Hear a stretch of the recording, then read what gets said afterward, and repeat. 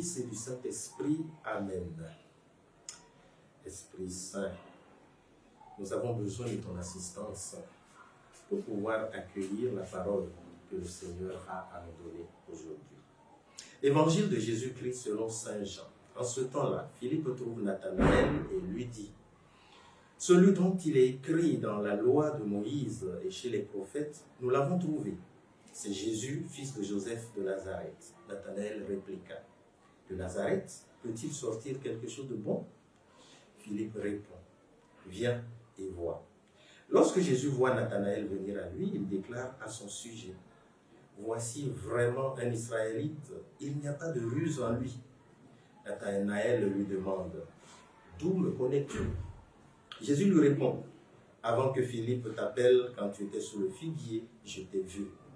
Nathanaël lui dit: Rabbi, c'est toi le Fils de Dieu, c'est toi le roi d'Israël. Jésus reprend: je te dis que je t'ai vu sous le figuier et c'est pour cela que tu crois. Tu verras des choses plus grandes encore. Et il ajoute: amen, amen, je vous le dis. Vous verrez le ciel ouvert et les anges de Dieu monter et descendre au-dessus du Fils de l'homme. Acclamons la parole de Dieu. Louange à toi, Seigneur Jésus. Aujourd'hui, nous sommes le mercredi 24 août 2022 de la 21e semaine du temps ordinaire de l'année C. Aujourd'hui, nous célébrons la fête de Saint-Barthélemy, apôtre. Et en cette fête de Saint-Barthélemy, eh bien, l'Église de la liturgie nous offre ce beau texte de la rencontre entre Nathanaël et Jésus par l'intermédiaire de Philippe. Philippe est une sorte de médiation entre Nathanaël et Jésus, entre Jésus et Nathanaël. Nous avons besoin de certaines personnes en qui nous faisons confiance et qui veulent notre bien pour pouvoir aller vers le Seigneur Jésus. C'est eux qui pourront, à travers leur expérience, nous introduire auprès de Jésus. Nous dire: ah mais tiens, est-ce que tu sais, j'ai trouvé ce qu'il faut. J'ai trouvé le meilleur.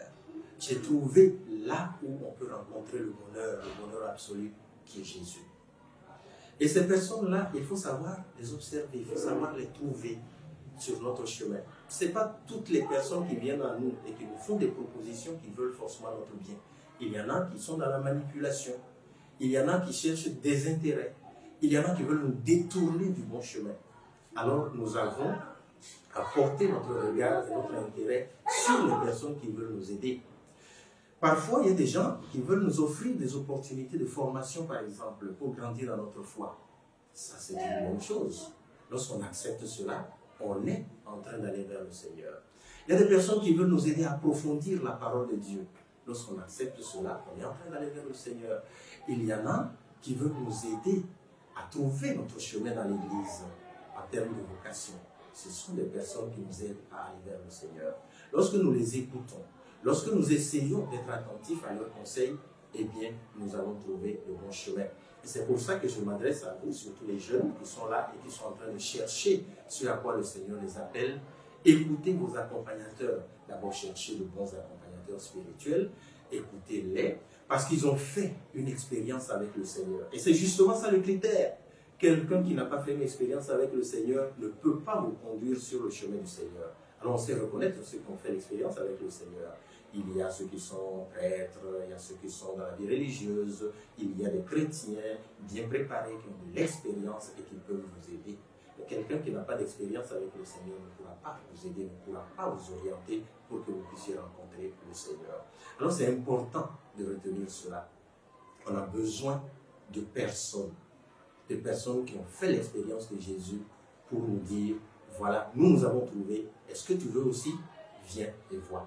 Viens faire l'expérience. Et à travers votre propre expérience, vous comprendrez justement que le Seigneur vous attendait. Alors je vous invite tous aujourd'hui, à travers cette parole, à accorder de l'importance aux médiations dans notre expérience de foi, dans notre expérience chrétienne.